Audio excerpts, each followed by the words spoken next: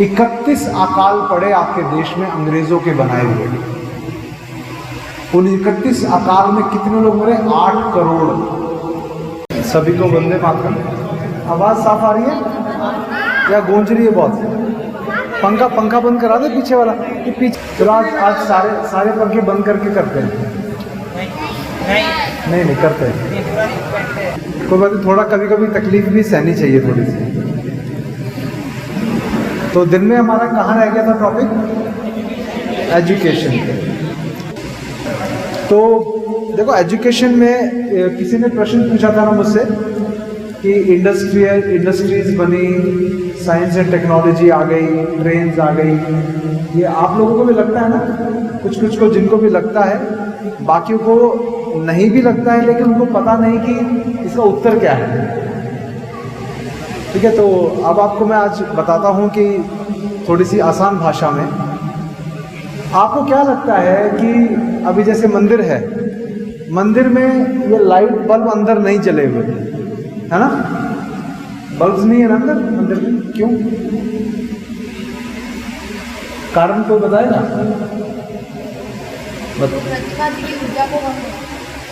अच्छा, तो जो उनकी ऊर्जा को कम करता है, प्रतिमा की ऊर्जा को, वो आपकी ऊर्जा कम करेगा या नहीं करेगा?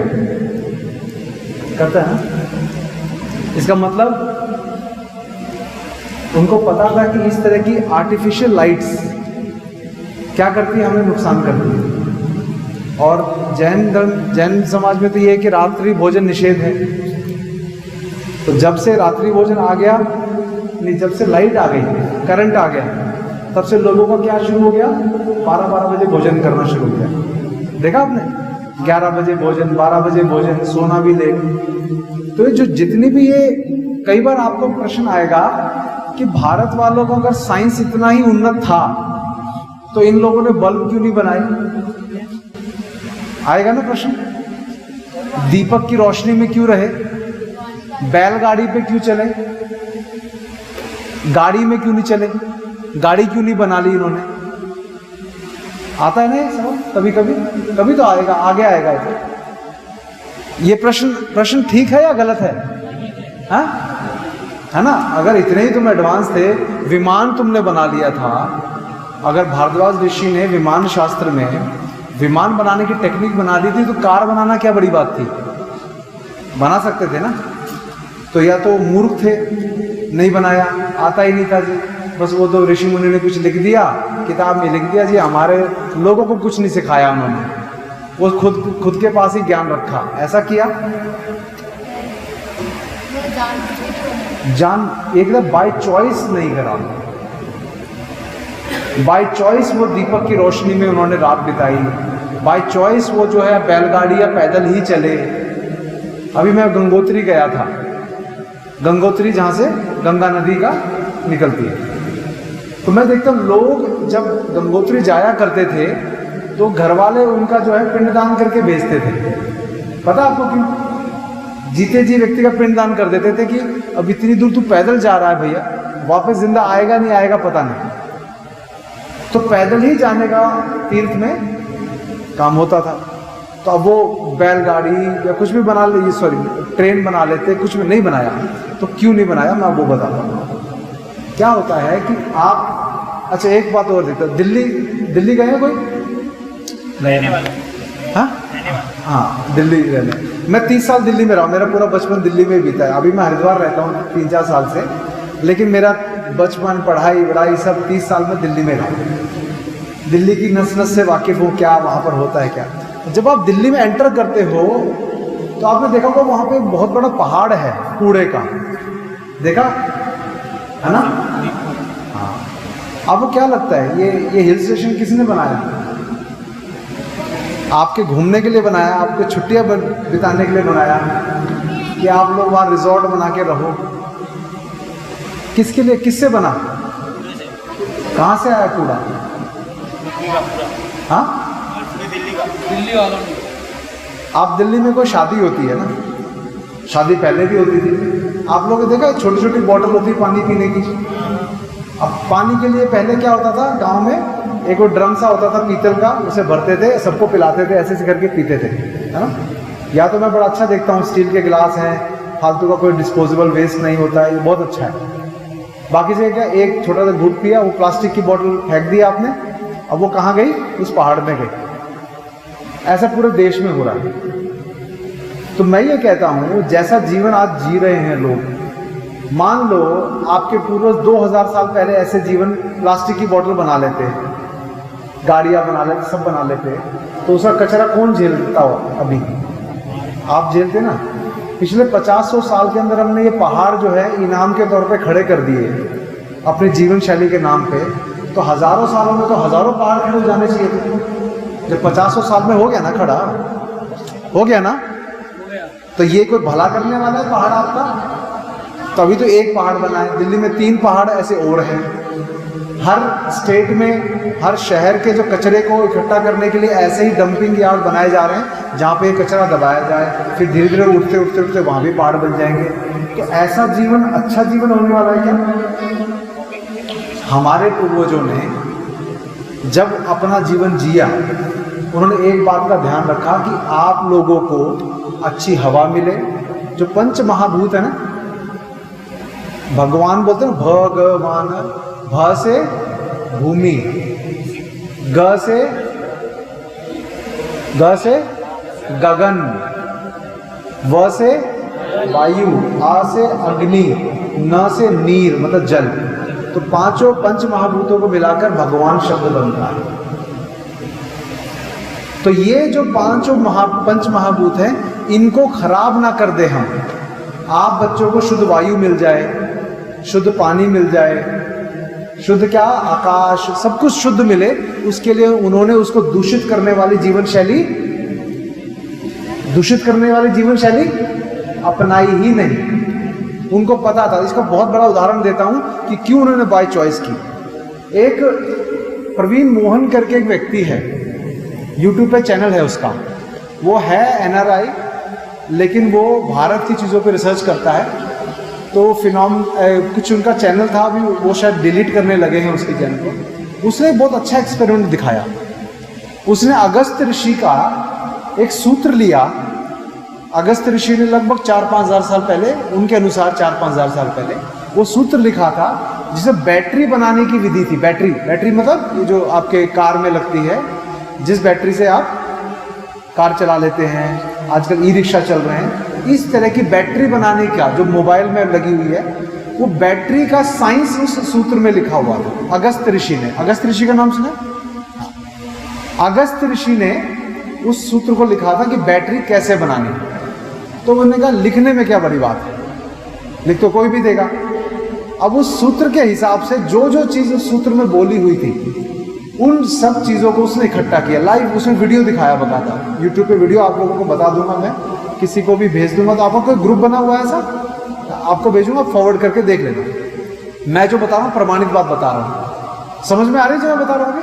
हाँ। उसने क्या किया, एक एक चीज़ जो सूत्र में बताते जा रहा था, वो चीज़ सामने उसने इकट्ठी की, उसका सर्किट बनाया, और अंत में उसने कहा कि ऋषि मुनियों ने हर चीज़ कोड लैंग्वेज में लिखी थी। तो उस सूत्र में, ये बात आपको सुन के बड़ा आनंद आएगा कि उस सूत्र में उन्होंने लिखा था कि ये पूरी बैटरी बनने के बाद इसको कार्यान्वित, सक्रिय करने के लिए एक चीज़ डालनी पड़ेगी, जिससे ये बैटरी ऑपरेट हो जाएगी। वो क्या था? मोर की गर्दन। अब मोर की गर्दन डाली। तो अब उसके बाद क्या हुआ, इस सूत्र के बिहार पे बहुत लोगों ने कई वर्षों तक कोशिश की कि सब डाल के मोर की गर्दन डाली, अरे नहीं हो रहा कुछ भी। तो किसी ने सोचा कि ये कुछ कोड लैंग्वेज है, ये कोड लैंग्वेज है। तो उन्होंने कहा कि ये मोर की गर्दन का मतलब है। फिर बाद में पता चला कि जो मोर की गर्दन किस रंग की होती है? नीले रंग की होती है। देखा उनको? नीले। तो नीले रंग का एक केमिकल होता है जिसको बोलते हैं कॉपर सल्फेट। बिल्कुल उसी कलर का होता है ना वो। तो एक्चुअली वो लिखना, ये कोड लैंग्वेज में ये लिखा था कि कॉपर सल्फेट डालोगे इसके अंदर तो बैटरी ऑपरेट करेगी। तो उस प्रवीण मोहन ने उस यूट्यूब चैनल के वीडियो में वो कॉपर सल्फेट का यूज किया और उसने डाला और बल्ब जल गया। इसका मतलब क्या हुआ? हजारों वर्ष पहले हमको बैटरी बनानी आती थी, लेकिन हमने बैटरी को से ई रिक्शा नहीं बनाए। क्यों? अब आपको मैं बताता हूं। आप लोगों को लगता होगा ना पेट्रोल की गाड़ी से हटके ई रिक्शा पे आ जाएंगे, इलेक्ट्रिक व्हीकल पे आ जाएंगे तो पर्यावरण का भला हो जाएगा, है ना? अब ये बताओ, इस बैटरी को जब डिस्पोज करोगे वेस्ट के रूप में, कहाँ जाएगी? आपके प्रकृति को खराब करने वाली है ना, नेचर को तो खराब करेगी ना। अब मान लो 4000 साल पहले अगस्त ऋषि कहते चलो एक फैक्ट्री खोलते हैं बैटरी बनाने की, और पूरे देश में तुम दिए में जिंदगी बिता रहे हो, मैंने बहुत बड़ा आविष्कार किया है और इसको मैं पेटेंट कराकर और फैक्ट्री खोलेंगे और देश भर में लोगों को दिए से मुक्त करके उनके जीवन में उजियारा लेकर आएंगे। यही तो हो रहा है ना अभी भी, लेकिन उन्होंने ऐसा नहीं किया क्योंकि उस बैटरी का कचरा आप लोग झेलते हैं, हजारों सालों का कचरा, और शायद ये धरती रहने लायक भी नहीं बचती। इसी तरह से गाड़ी बनाना, ये सब बनाना उन्होंने कभी भी, उनको विमान बनाना आता था लेकिन एयरलाइंस कभी नहीं खोली उन्होंने। पता है आपको? आज ये बताओ कितने ग्रह हैं? हमारे नवग्रह पूजा होती है ना, तो हमारे लोगों को पहले से पता था नवग्रह 9 ग्रह होते हैं, तो अब बता रहे। 12 महीने होते हैं, ये किसने बताया? हमारे 12 राशियां होती है ना, ज़ोडिएक साइंस है ना, हमारे यहाँ 12 राशियां हमेशा से थी, इन्होंने हमारा चुरा के ज़ोडिएक 12 ज़ोडिएक साइंस। ये कभी भी ये चीज ध्यान रखना, क्यों करते हैं ऐसा? इन्होंने आपके देश में आकर ये सिर्फ एक चाहते, मैं एक बहुत अच्छी बात बताता हूँ। एक खाली कप होता है ना, खाली कप, एक खाली गिलास। आप लोगों के अंदर आज आस्था है ना अपने भगवान के प्रति, आपके मन में भरी हुई है कि कोई कुछ गलत बोलेगा तो हम बर्दाश्त नहीं करेंगे, और होना भी चाहिए। लेकिन क्या होता जा रहा है, मैं खुद अपनी बात बताता हूँ आपको। मैं बिल्कुल आस्था विहीन व्यक्ति था 10-11 साल पहले, राजीव विश्वकर्मा जी को सुनने से पहले। भगवान को नहीं मानना, भारतीयता को नहीं मानना, ये सोचना कि अरे फुर्सत मिलेगी देश छोड़ के चले जाएंगे, बिल्कुल नास्तिक, अंग्रेजियत, रैंगलर की जीन्स पहनना, लुई फिलिप की टी शर्ट पहनना, वुडलैंड के जूते पहनना, सब उसी में अपनी शान समझते थे। लेकिन एक बात समझ में आई हमको बाद में कि आस्था विहीन व्यक्ति को ना कोई भी काबू कर सकता है। जैसे खाली, आपने कहा जी मेरा एक कप खाली है, तो कोई भी उसमें तो शराब भी भर सकता है, कोई गाय का दूध भी भर सकता है ना, कोई अच्छा पानी भर सकता है, छाछ भर सकता है, दही भर सकता है, घी भर सकता है, और कोई शराब भी भर सकता है, बशर्ते आप अलाउ करो उसको। तो अब क्या हो रहा है, हम लोग अपनी आस्थाओं को खत्म करके बैठे ना। बाहर जब सब लोग देखा, मैंने बताया था मंदिर में जाकर क्या करते हैं, नमस्ते करने की जगह, प्रणाम करने की जगह क्यों करते हैं? तो ये आस्था उनकी खत्म हो चुकी है। तो वो क्या करते हैं, कोई भी वैचारिक कचरा डाल जाता है उनके जीवन में। तो अपने आप को आस्था विहीन नहीं बनने देना है, जिससे आपको कोई वश में ना कर सके। तो जब मेरे अंदर अपने देश के प्रति आस्था जगी, तो आज किसी की हिम्मत है दिखा दो मुझे काबू करके आज कि अरे आपका देश तो गलत है। मैं गया था एक बार NIT Kurukshetra, NIT national institute of technology. तो ये इंस्टीट्यूट ऑफ नेशनल इंपॉर्टेंस है, बहुत बड़ा इंस्टीट्यूट है, आप जो कुरुक्षेत्र में है। तो उसका जो वाइस चांसलर था, मेरा लेक्चर था वहाँ पर उनके प्रोफेसर्स के सामने। तो उसको लगा था ये कुर्ता पजामा पहनने वाला आप हमको क्या बताओगे साइंस के बारे में। तो मैंने उनके विचार जानने चाहे, तो कह रहे मैं तो पहली फुर्सत मिलेगी छोड़ के देश चला जाऊंगा। तो मैंने उनको एक ही बात बोली कि आपकी माँ है? कहते हाँ है। मैं कहा आपकी माँ बीमार हो जाती है तो क्या करते हो? तो उसने 10 तरह की चीजें गिनाई, देश में ये प्रॉब्लम है, करप्शन है, गंदगी है, लोग ऐसे हैं वैसे हैं। मैं मानता हूँ है, आपकी माँ है, बीमार हो गई, बूढ़ी हो गई, कुछ भी हो गया, तो आप अपनी माँ को छोड़कर पड़ोसी की माँ को माँ कहते हो क्या? कहते हो? तो मैंने उनको बोला, तो वो अपने आप को बहुत पढ़ा लिखा, एक बड़ी इतनी बड़ी इंस्टीट्यूट का एक चांसलर जो है वो अपने आप को बहुत बड़ा समझता है ना। तो वो आधे घंटे से जो मुझे हावी हो रहा था मुझ पे, अरे आप क्या देश की बात कर रहे हो, क्या इस देश में रखा है, और कमा उसी देश से रहा है वो, जो विदेश जाने के सपने देख रहा है वो उसी देश के पैसे से देख रहा है। पढ़ाई उसने वही पढ़ी, उस समाज ने दिया उसको सब कुछ, अब वो उसको गाली निकाला। जब मैंने ये बात बोली उसको कि आपकी माँ अगर बीमार हो जाएगी तो क्या पड़ोसी की माँ को माँ कहोगे, तो वो आगे जो उसका एक बॉडी लैंग्वेज थी कि मुझसे ऐसे होके बात कर रहा था, वो ऐसे हो गया फिर पीछे। अब वो सोचने लगा कि मैं इस बात का उत्तर क्या दूं। फिर मेरा लेक्चर हुआ, और लेक्चर मैंने किस बात पे दिया कि सही तरीके से मल त्याग कैसे करते हैं, मतलब लैट्रिन कैसे करते हैं। 1-1.5 घंटे तक उनको इसी पे लेक्चर दिया। उन्होंने सोचा भी नहीं था कि ये भी कोई साइंस हो सकता है। वो सोच रहे थे कि मैं कुछ उनको इक्वेशंस बताऊंगा, ये बताऊंगा, वो बताऊंगा। मैंने इस टेक्नोलॉजी, हमारे देश में मल को त्याग करने की भी टेक्नोलॉजी थी कि कैसे उसको सही तरीके से करके हमारा शरीर स्वस्थ रह सकता है, उसका पूरा विज्ञान बता दिया उनको। वो वाइस चांसलर ने जब तक शाम तक मेरा लेक्चर खत्म नहीं हुआ, उसके बाद भी मेरे साथ साथ ही चलता रहा, भाई साहब आपने बहुत बड़ी बात, क्योंकि सारा अहंकार मिट गया।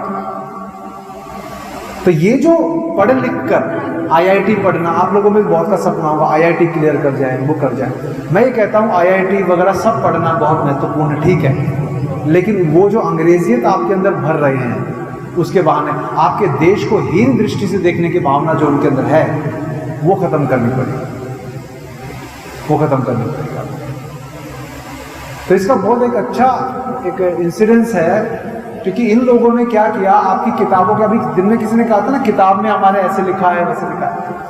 ये जो किताबें हैं ना, किताबें, आपको स्कूल, आप लोग सब स्कूल जाते होंगे, ठीक है ना, आपको आपके स्कूल में और घर में कोई समानता नजर आती है?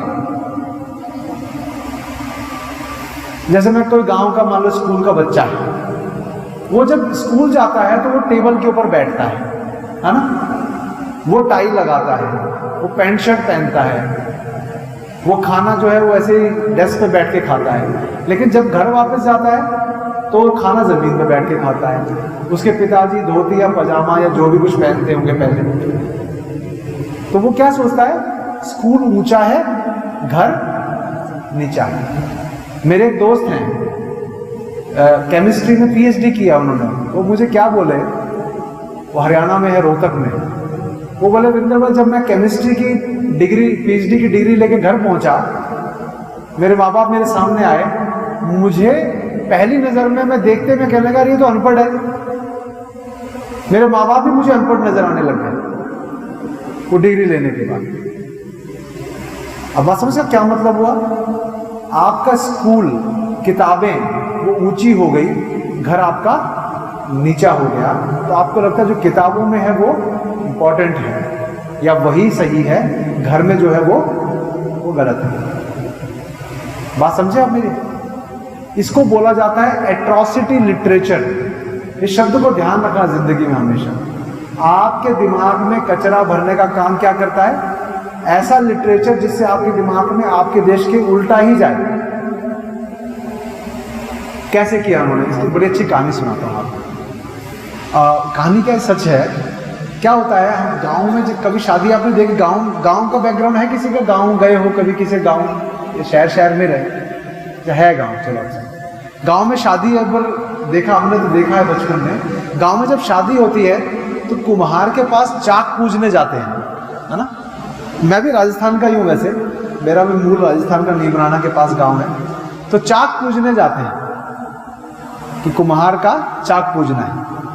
तो क्या होता था, जब कुम्हार का चाक पूजते थे तो जिसकी भी शादी थी वो उसको क्या देता है, कुछ उपहार देता है ना, सीधा देते हैं बोलते हैं ना, कुछ लेके आते हैं उसके लिए, अनाज दाल चावल जो भी किस क्षमता होती है। तो इसके ऊपर बताता हूँ क्या उन्होंने हमारे साथ किया, कि हम लोगों का कैसे दिमाग में हमारे कचरा भरा। तो उसमें जब एक ब्राह्मण परिवार की में शादी थी, वो क्या हुआ, चाक पूजने के लिए आए। उन्होंने आए, चाक पूजा, थोड़े मटके वटके लिए और थोड़ा बहुत सामान लिया, और जो भी छाछ वाछ में सीधा लेके आए थे उसके उपहार वगैरह लाए थे, वो कुम्हार को दिए, कुम्हारिन को दिए और चले गए।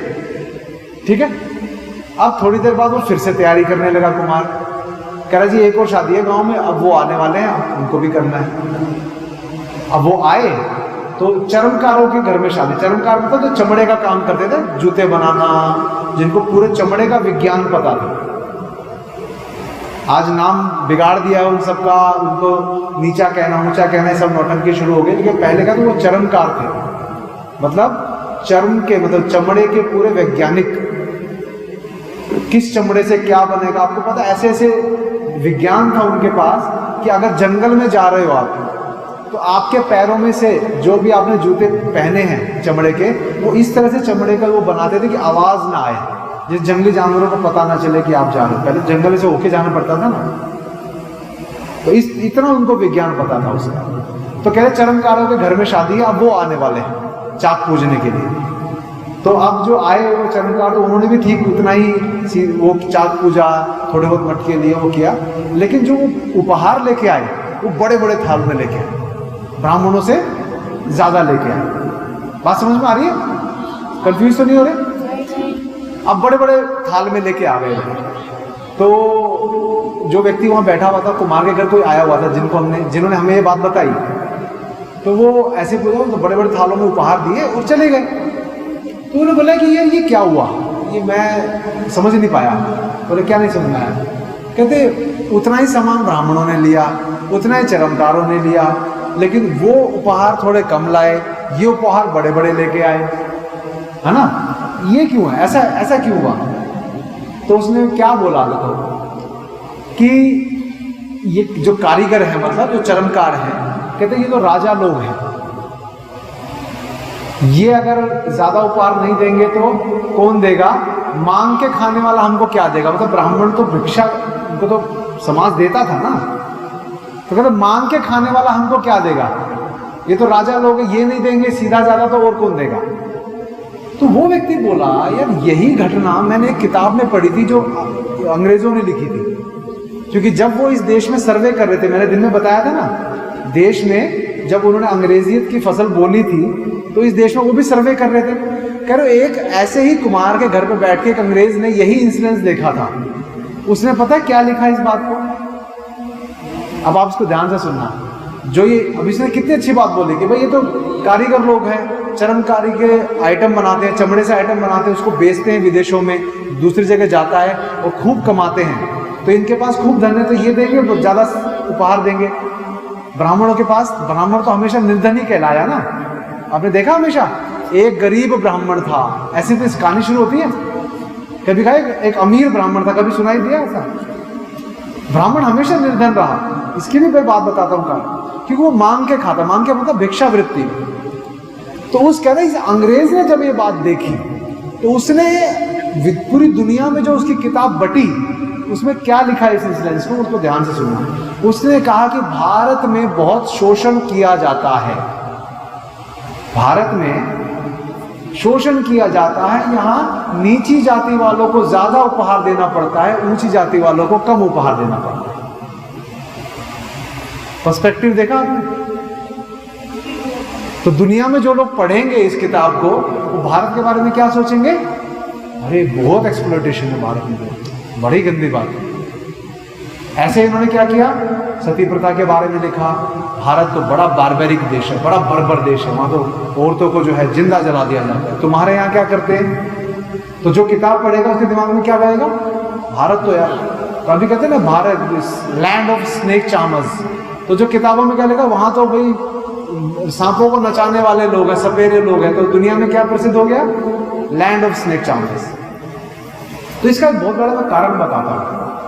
हुआ क्या, हमारे सामने हमारे देश की तस्वीर, और यदि मैं आज दिन में एक डेटा के पे रिसर्च कर रहा था, अंग्रेजों की मैं बात है, तो आपको पता है कितने 1760 से लेके 1943 तक कितने लोग अंग्रेजों ने अकाल में भुखमरी से मारे होंगे?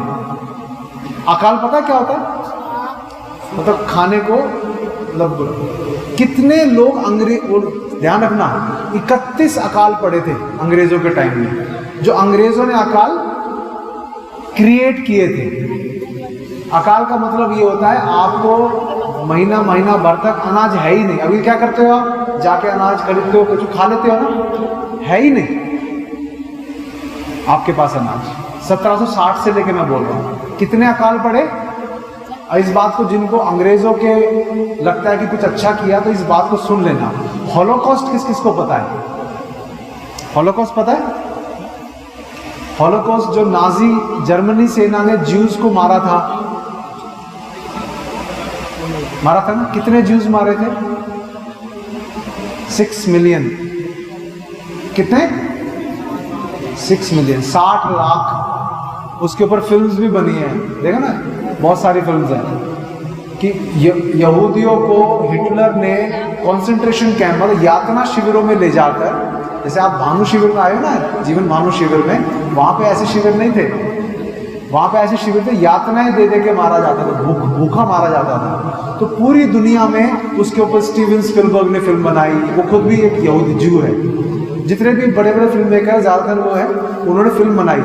फिल्म बना के आपने देखी, आपको हॉलोकॉस्ट के बारे में बताया, अरे देखो कितना जुल्म हुआ बेचारों पे, 60 लाख लोग मार दिए। आपको क्या होता है, मैं भी उन फिल्म्स को देखता था, मेरी भी आंखों में आंसू आते थे जब देखता था, अरे कितना बुरी तरह से मारा। हाँ मारा, गलत किया, ठीक है, लेकिन आपको अपने देश के हॉलोकॉस्ट के बारे में नहीं पता। अंग्रेजों का बनाया हुआ, मैं बताऊं उसके बारे में? 31 अकाल पड़े आपके देश में अंग्रेजों के बनाए हुए। उन 31 अकाल में कितने लोग मरे? 8 करोड़। कितने?